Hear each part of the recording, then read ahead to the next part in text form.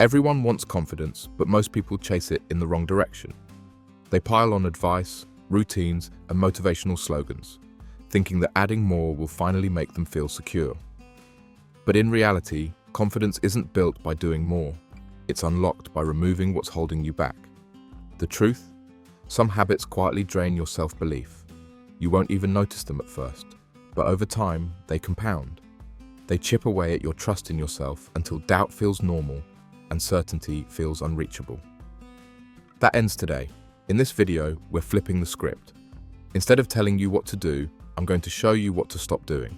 Because it's often the subtle mistakes, not the big ones, that keep you stuck. And once you cut those behaviors loose, you'll feel the shift fast. Not fake hype, not surface-level confidence, real certainty, built from clarity, not performance. If you're ready to walk differently, think sharper, and finally step into the version of yourself that doesn't second-guess every move, this is where it starts. Let's break it down. Nothing undermines confidence faster than comparison. It creeps in silently, scrolling through social feeds, watching someone else speak effortlessly, or hearing about someone's progress while you're still figuring things out. And before you even notice, your energy shifts, your standards blur, your direction starts to drift. But here's the truth. Comparison warps reality. You're rarely seeing the full story. You're seeing highlights, carefully edited moments designed to impress. And if you judge your worth by another person's edited version of success, you're chasing a mirage. That chase leads to exhaustion, not growth. Confidence can't thrive when your focus is on someone else's path. The moment your energy turns outward for validation, you dilute your momentum. You lose clarity on what matters to you and instead start performing for an invisible scoreboard that never pays off. To stop this, you need a new lens. Start with context. Every person has different starting points, different priorities, different resources. What's progress for them might not apply to your mission. And that's okay. When you honor your own timeline, you make space to build something sustainable. Next, track your own markers. Stop measuring success by external milestones. Build your own metrics. Did I follow through on what I said today? Did I act with integrity when it counted? Did I stay focused when it got hard? These questions anchor your growth in reality, not someone else's performance. Another key shift is narrowing your circle of influence. If the people you follow trigger feelings of lack or jealousy, unfollow, not out of spite, but for protection. What you consume affects how you think. Curate your environment as carefully as you set goals. Also, celebrate others without questioning your own value. Their success doesn't take anything from you. If anything, it proves what's possible. Use that as evidence that momentum exists, not as proof you're behind. You're not late, you're not off course, you're building something real, and that takes patience. Confidence rises when you give yourself permission to stay focused on your own progress. Before we continue with the next habit that silently destroys self-trust, I've got one quick ask.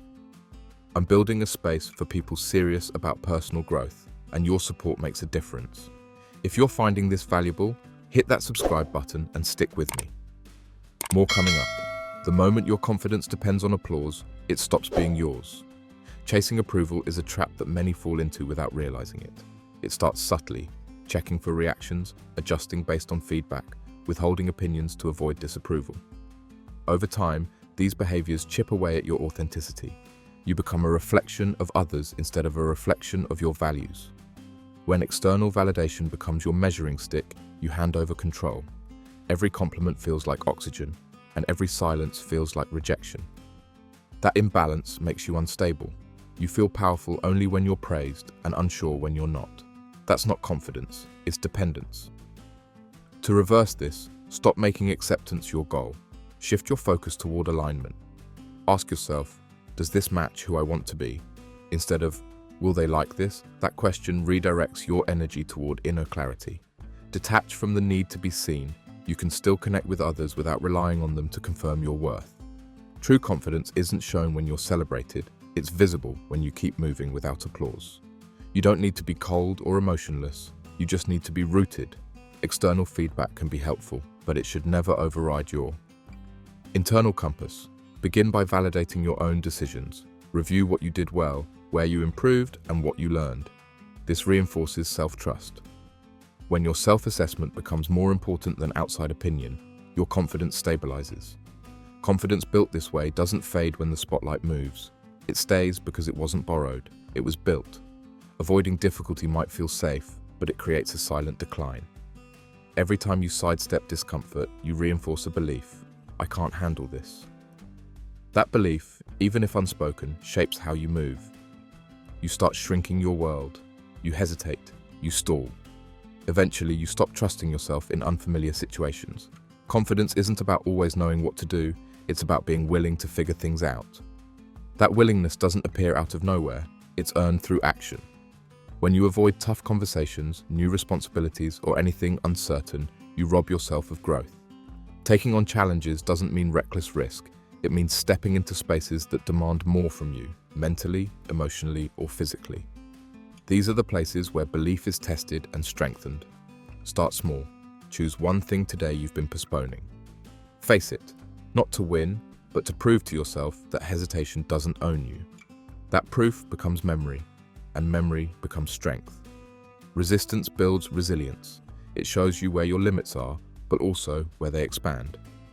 Each step into the unknown teaches you something the comfortable never will. Confidence isn't found in the easy. It's revealed in how you move when the outcome isn't guaranteed. Challenge is your training ground. Use it. What you tell yourself becomes how you see yourself. Many people speak to themselves with language they would never use toward others. Inside their own mind, they become critics, doubters, and enemies of progress. These internal statements don't just hurt, they shape identity. Phrases like, "I always mess this up," or "I'll never get this right," may feel harmless, but they carry weight. Repetition turns them into truth. Over time, your brain stops questioning them. They become accepted beliefs.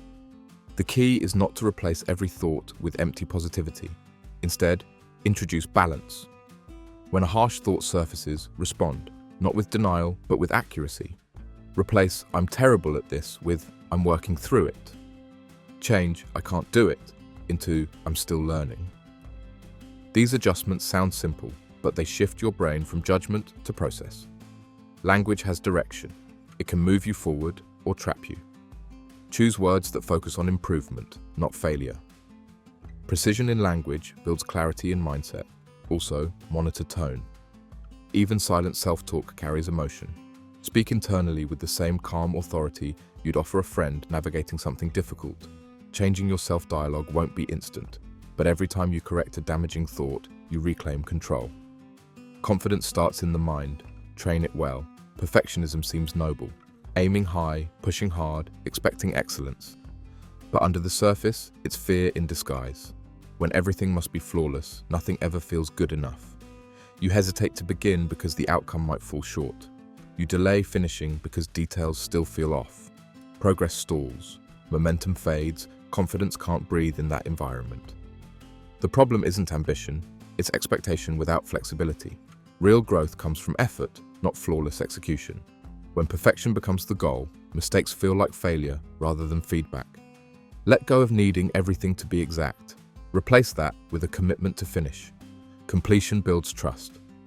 Even when things aren't ideal, showing up consistently is what strengthens belief in yourself. Lowering pressure doesn't mean lowering standards. It means giving yourself room to adjust, adapt, and evolve.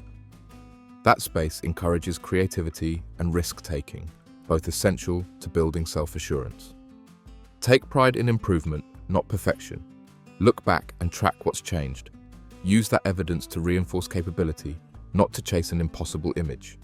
Start releasing the need to control every outcome. Done is powerful. Done with integrity is unstoppable. Confidence grows when you allow room for mistakes, learn from them, and keep moving anyway. Thinking deeply is a strength, but overthinking, it's a trap. The more you replay a moment, the harder it is to act. You get stuck in loops, what-ifs, worst-case outcomes, endless analysis. Action fades and uncertainty grows. Confidence doesn't erode from failure, it erodes from indecision. Overthinking convinces you to wait for perfect clarity, but clarity often comes after you move, not before. You'll never think your way into absolute certainty. To break the cycle, introduce limits, set a timer to decide, create boundaries around problem solving. Choose a solution and commit to it, then adjust if necessary. Movement builds momentum. Momentum builds belief. Another method, write thoughts down. Putting them on paper gives them structure and separates emotion from logic. You'll often find that what felt overwhelming becomes manageable once externalized. Also, avoid seeking constant reassurance. Asking others repeatedly doesn't lead to confidence. It reinforces doubt. Confidence favors decisions. Not always perfect ones, but clear ones. You don't need more information. You need to trust your ability to respond, not predict. Train yourself to act sooner, not recklessly, but with direction. Trying to keep everyone happy will leave you drained and unsure of who you are. People-pleasing often looks like kindness, but underneath, it's fear. Fear of rejection, fear of disappointing, fear of being misunderstood. So, you say yes too often. You avoid conflict. You suppress your preferences.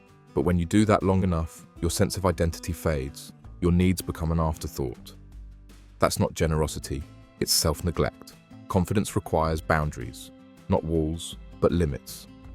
You can still be thoughtful without compromising your values. Saying no doesn't make you rude. It shows you know what matters. Start practicing honesty in small moments. Share your opinions. Protect your time. Let others adjust instead of always adjusting yourself. When you stop bending to fit everyone's expectations, you begin standing tall in your own truth. Fear of failing keeps you from ever fully starting. You hesitate, delay, or aim low, not because you lack ability, but because the idea of falling short feels unbearable. But here's the truth. Failure isn't the threat. Avoidance is. Every skill, breakthrough, or transformation involves trial and error. Confidence grows when you expose yourself to risk and discover you can handle the outcome. That resilience can't be developed in safety. It's forged in friction.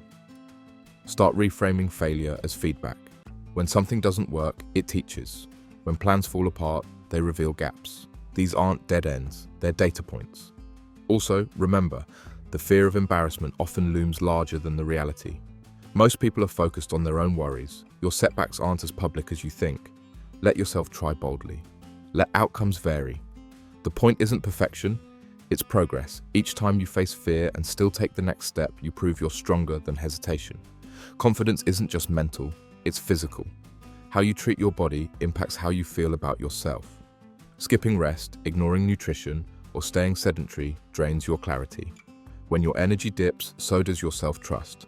It's harder to make clear decisions or show up strong when your foundation is weak. Self-care isn't indulgence, it's preparation. When you sleep enough, eat well, and move daily, you reinforce the message that you matter. That commitment to your health builds consistency, and consistency strengthens confidence. Start with the basics. Hydrate, move your body, unplug regularly, treat your physical health as seriously as your goals. It's the base everything else stands on. A clear mind comes from a well-supported body. Take care of it like it matters, because it does. Who you surround yourself with shapes how you think. If your environment is full of negativity, criticism, or drama, your confidence suffers, even if you're not aware of it. Toxic energy drains focus. It keeps you second-guessing, doubting, and holding back. You can't grow in soil that constantly undermines you. Choose people who challenge you to rise, not shrink. Look for honesty without hostility, support without strings. Protect your space like it's sacred, because it is. Confidence thrives where trust and respect are present.